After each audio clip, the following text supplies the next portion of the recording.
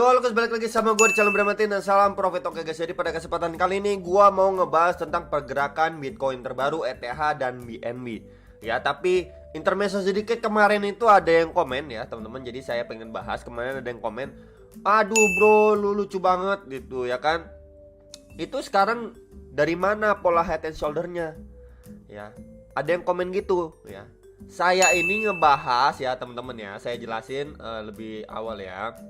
Saya ini ngebahas ya, ini adalah support ya, yang sebelumnya menjadi area neckline pola HNS sebelumnya, bukan sekarang itu pola HNS ya. Jadi ini sudah saya infokan waktu indikasi membentuk pola HNS dan sampai HNS ini terbentuk ya teman-teman ya. Jadi dari polanya ini ingin membentuk HNS sampai pola HNS ini terbentuk. Nah, jadi saya sudah infokan jauh sebelum HNS ini terbentuk ya, yang di sini teman-teman. Nah, kalau sekarang HNS bukan ya. Jadi jangan salah paham, nontonnya harus ditonton benar-benar sampai paham gitu teman-teman ya.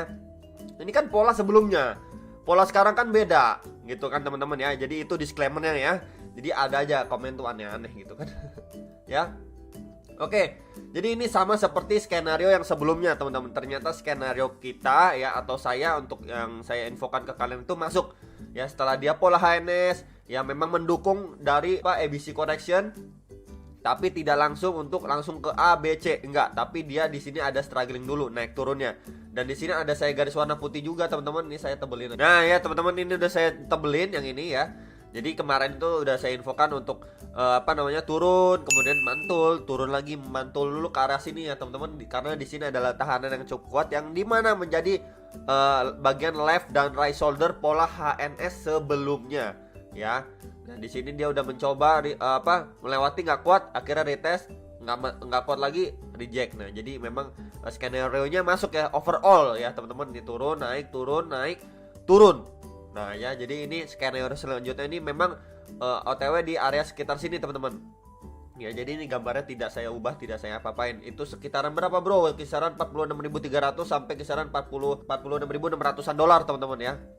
Dan tadi itu hit sampai 46.700 dolar tadi hit ya. Jadi memang indikasi dia masih struggling sedikit di area sini sebelum kemungkinan mengalami pemantulan ke arah berapa?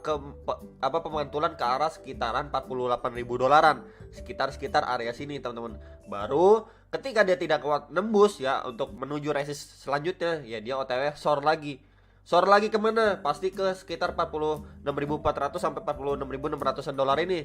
Baru lanjut ke 3 support yang menjadi target dari area wave A ini. Ya teman-teman, jadi itu cukup jelas ya. Udah saya infokan. Ya, jadi ini saya arrow aja di sini ya. Ini kemungkinannya seperti ini. Kemudian kalau tidak kuat menembus, dia OTW balik ke sini teman-teman. Meretest lagi supportnya atau sedalam-dalamnya OTW ke 3 area support bawah ini yang menjadi target ya wave A sebelumnya ya teman-teman ya.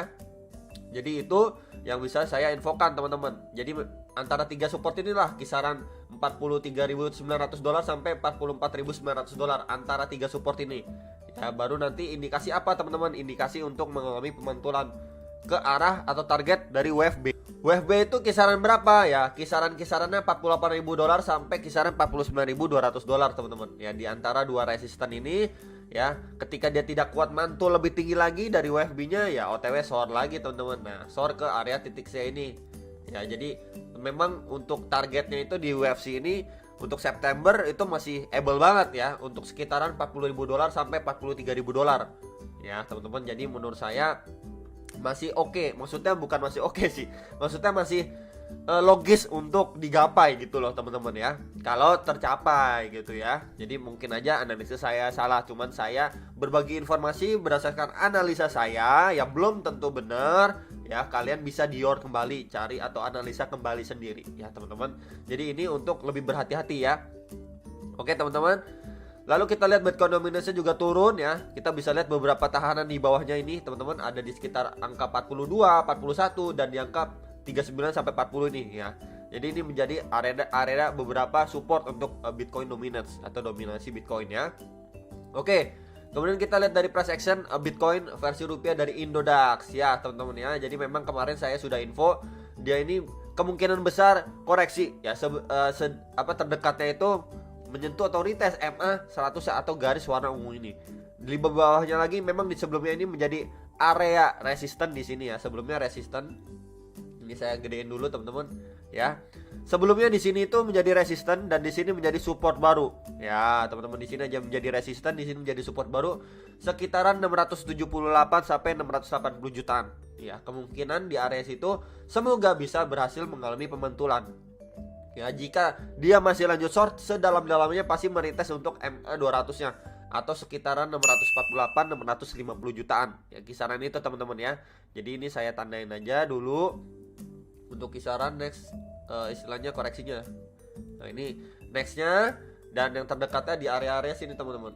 Nah, ya teman-teman, area-area 678 sampai 680 jutaan lah teman-teman ya. Jadi ini adalah dua area terdekat untuk si Bitcoin bisa meretest sebelum memantul dulu baru nanti lanjut koreksi. Ya, jadi itu skenario-nya teman-teman ya. Untuk si Bitcoin ini sendiri ya. Jadi memang untuk resisten terdekat pasti di tiga indikator ini sekitaran 698 sampai 700 juta, next lagi di 708 sampai 710 juta dan next lagi di sekitar 720 jutaan. Itu adalah support dan resisten terdekat ya. Tadi sudah saya infokan mengenai Bitcoin. Ya, teman-teman, jadi saya tandain dulu lagi sekali lagi ini pakai warna merah. Kemudian saya pertebal ya. Jadi kemungkinan seperti ini ya. Untuk meretest sebelum dia bisa mengalami pemantulan lagi di area-area sekitar sini teman-teman. Sekitaran 707 jutaan lah sampai 710 juta. Ketika dia tidak kuat mantul di area sini ya, key levelnya, key level 1 yaitu pasti OTW ke area key level yang kedua nih teman-teman. Oke, baru mengalami pemantulan ya. Jadi itu untuk skenario si Bitcoin jangka pendek.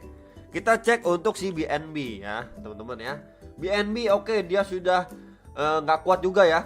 Dari tiga indikator ini time frame 4 jamnya dia juga sudah masuk area oversold. Jadi dia ini kemungkinan besar sekali meretest untuk MA 100-nya ya teman-teman, apakah kuat atau tidak. Kalau memang kita lihat di sini juga ada beberapa tahanan teman-teman ya.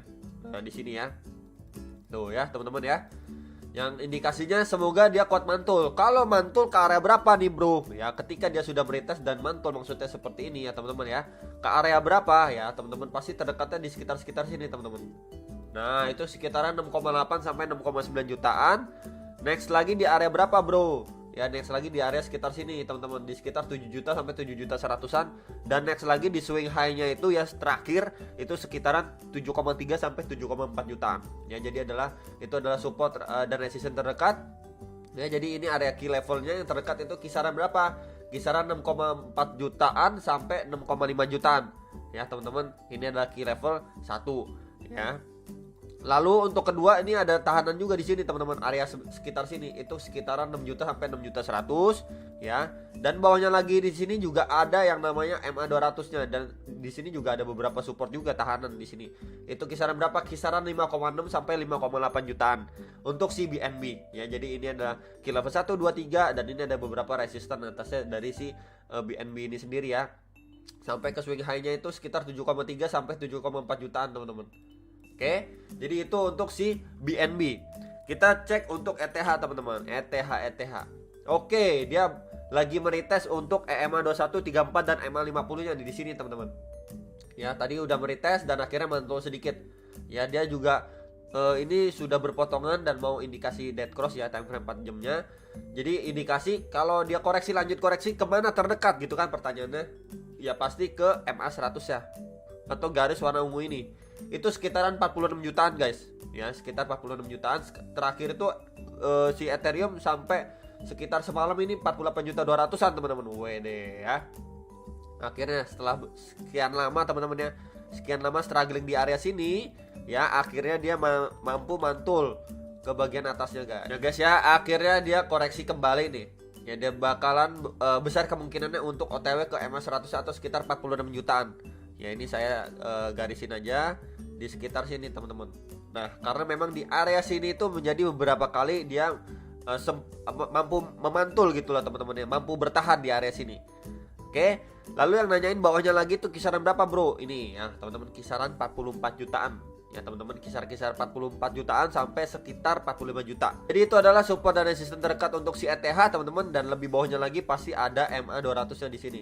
Nah, ya teman-teman, itu sekitaran 43 jutaan.